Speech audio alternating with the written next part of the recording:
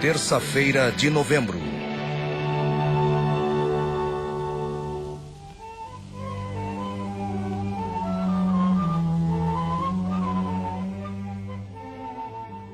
É de manhã na primeira terça-feira do mês de novembro. Essa é uma cidade americana. Uma cidade não muito grande, não muito rica, não muito velha. Situada na parte oeste dos Estados Unidos, a Califórnia. Seu nome é Riverton. A mulher no carro é a senhora Dawson, um dos 15 mil habitantes de Riverton. Ela é diretora da escola pública número 2, mas hoje não haverá aulas aqui, porque é dia de eleição. Fechado. Eleição hoje. Vote aqui. Bar fechado durante as horas de votação. Dia de eleição. Um feriado legal. Vote conforme seu desejo, mas vote fechado para as eleições. Essa sala de aula é um dos 130 mil lugares espalhados pelo país onde os cidadãos americanos darão seus votos hoje.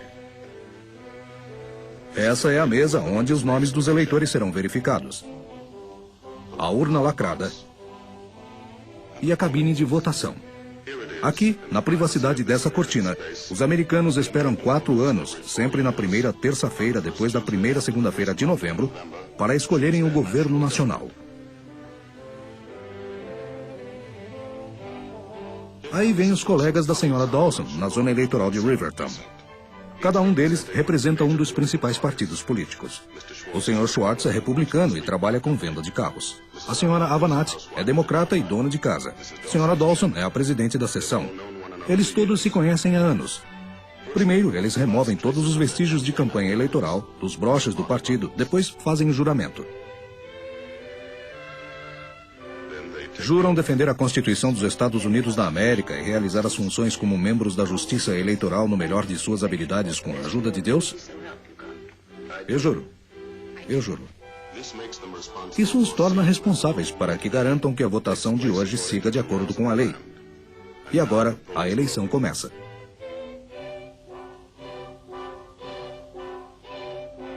Aí vem o primeiro eleitor.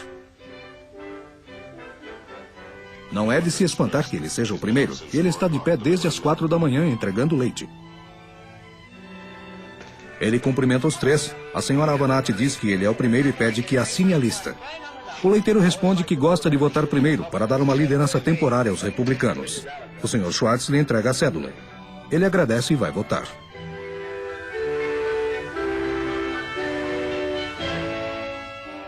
Só podemos ir até aqui. Lembre-se, o voto é secreto. Ninguém jamais vê outra pessoa marcar a cédula. No entanto, se tivéssemos poderes mágicos e pudéssemos ir junto, apenas essa vez com Bill Johnson, seria isso que veríamos. Primeiro, ele vota nos chefes do executivo, o presidente e o vice dos Estados Unidos. Depois, ele vota para senador em seu estado. Depois, no representante para seu distrito. Esse homem está votando num governo de sua escolha sob a Constituição dos Estados Unidos. Constituição dos Estados Unidos da América. É assim que funciona. Existem 3 poderes no governo dos Estados Unidos. O poder executivo, onde atua o presidente, o poder legislativo, ou Congresso, e o poder judiciário, ou Suprema Corte. As funções de cada poder estão estabelecidas na Constituição. Vamos ver como funcionam. O presidente é o líder executivo da nação. Ele inicia todas as políticas importantes, tais como os tratados com outros países e a conduta de assuntos nacionais. Ele é o comandante-chefe do Exército, da Marinha e das importantes opiniões em tempos de guerra.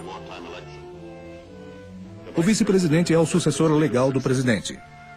O presidente o mantém informado sobre os assuntos da política nacional. O vice-presidente, como de costume, é membro do gabinete do presidente.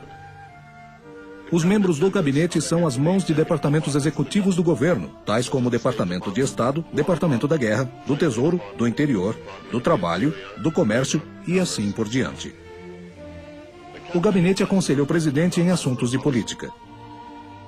Os poderes do presidente e de seus ajudantes são limitados, pois esse não é um governo de homens, mas de leis, baseadas na Constituição.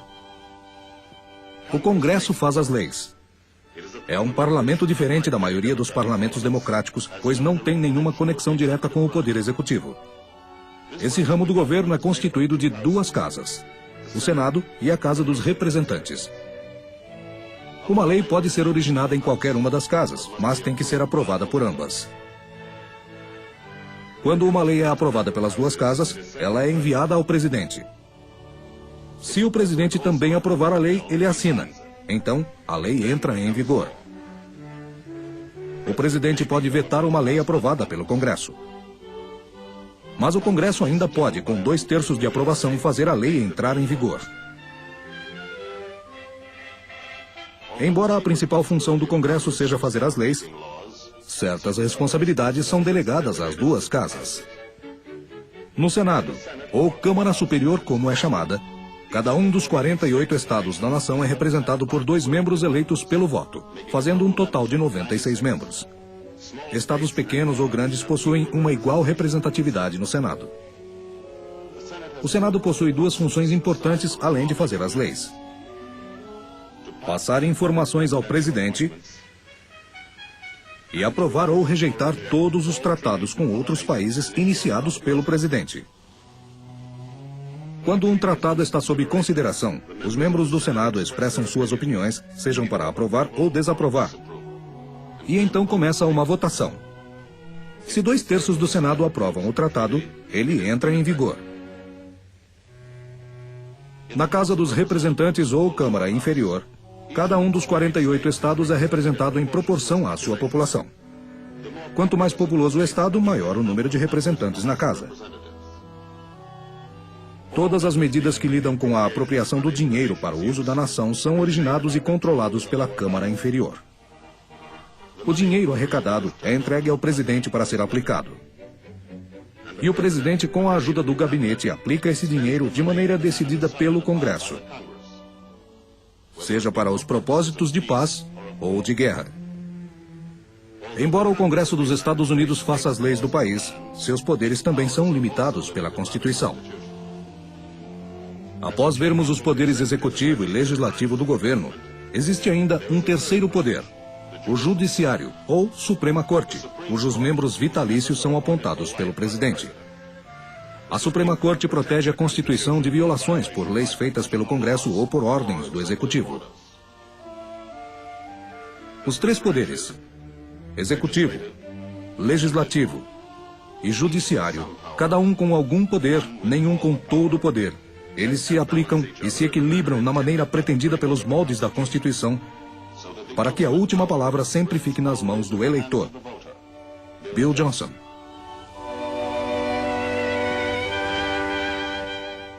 Ao votar, ele também deve escolher um governador para seu estado, os membros do Congresso Estadual, juízes de condado e todos os outros cargos menores do Legislativo.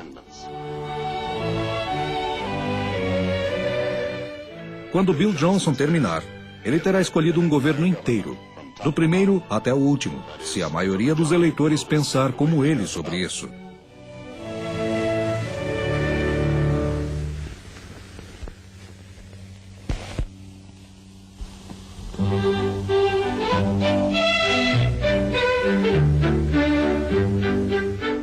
Não é apenas aqui em Riverton que é dia de eleição hoje. Em todos os cantos do país, as pessoas estão cientes dos assuntos que a nação e o mundo enfrentam.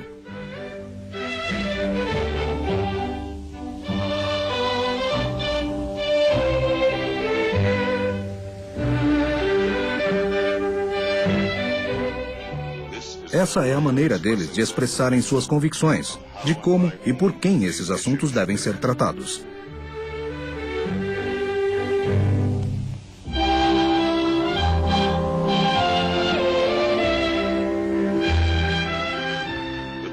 Os 2 principais candidatos à presidência votam como qualquer outro cidadão. Um deles, na cidade de Nova York, se descreve como um advogado. O outro, no interior onde vive, descreve sua ocupação como sendo fazendeiro. Para aqueles que não podem comparecer às urnas, existe uma urna itinerante e a votação é supervisionada por um notário local. Esse é o mesmo tipo de urna que é enviada aos soldados no exterior em tempos de guerra durante uma eleição.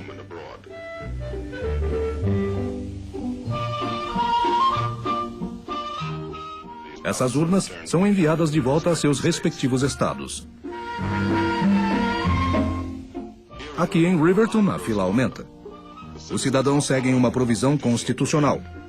As eleições acontecem no prazo faça chuva ou faça sol, com pobreza ou riqueza, em paz ou em guerra.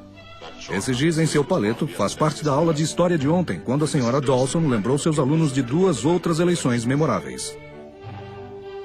Em 1864, com a nação envolvida numa guerra civil, Abraham Lincoln, um dos maiores presidentes americanos, teve como oponente um de seus próprios generais. Paz-guerra. Vitória. Glorioso resultado ontem. O povo escolheu reeleger o Sr. Lincoln. Em 1916, durante a Primeira Guerra Mundial, houve uma eleição. E de novo agora em 1944. No início do verão, as convenções são realizadas.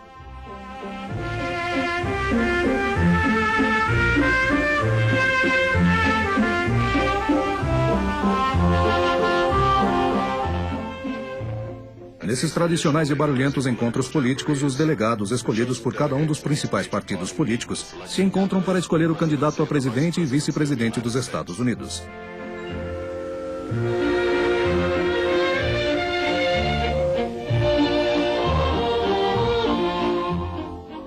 Agora os candidatos foram escolhidos. Republicanos indicados, Dewey e Bricker.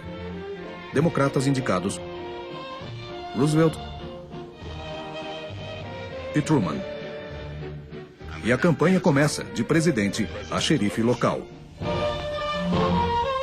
Vote republicano. Vote democrata. Durante 3 meses, através de todo o verão e parte do outono, onde quer que as pessoas se reúnam, os problemas e os candidatos são os assuntos das conversas. Alguns acham que isso tudo não é uma coisa boa e que muito tempo e energia são desperdiçados dessa maneira. Pode até ser, mas é dessa maneira que os americanos gostam de fazer. Eles gostam de sentir que todos têm o direito de falar e que tenham interesse em fazê-lo. Mesmo as brigas pequenas. Os partidos fazem tudo o que podem para influenciar o pensamento das pessoas.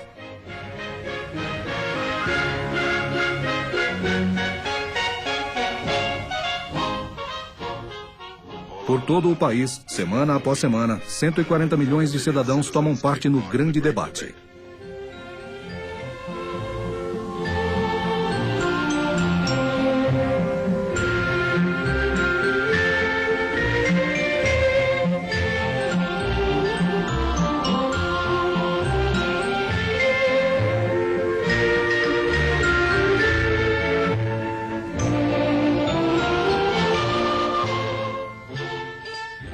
Grupos de negócios, profissionais e cívicos endossam um candidato ou outro. Pela primeira vez na história americana, grupos de trabalhadores organizados têm um papel ativo na campanha.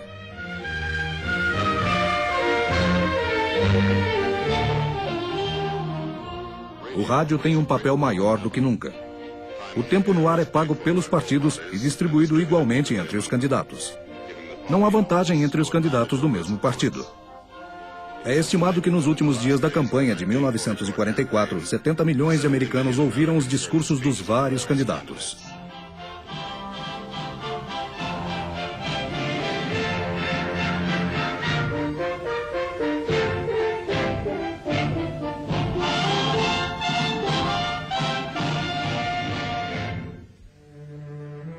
Agora está tudo acabado. O agito e a excitação.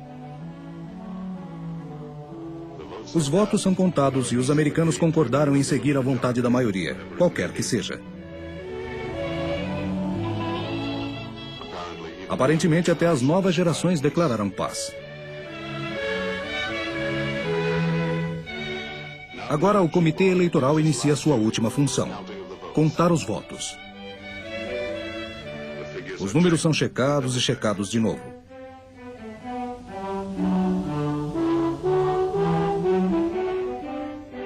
Depois são passados por telefone a uma central.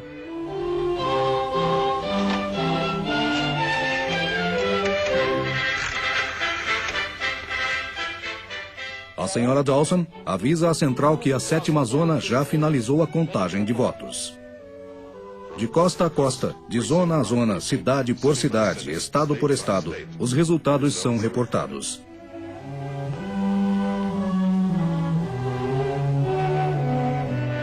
Tabuladores.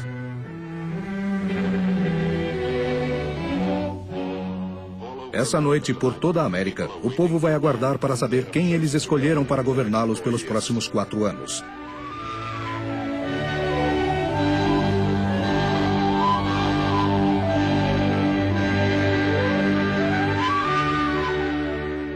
Por volta de meia-noite, os resultados finais são anunciados.